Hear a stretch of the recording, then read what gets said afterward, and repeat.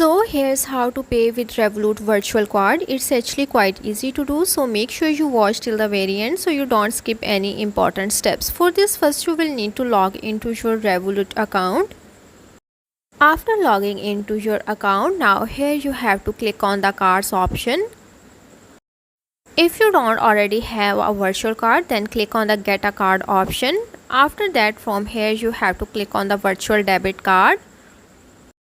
Now here you have to choose the color of your debit card. Then here you have to create a label for your card. After getting your virtual card on Revolut, now you have to go back to your mobile settings. Moving on to the next step, in the setting of your mobile, here you have to search for the wallet option. Then here click on the add card option at the bottom. Now here you have to click on the debit or credit card option. After that, click on the enter card details manually.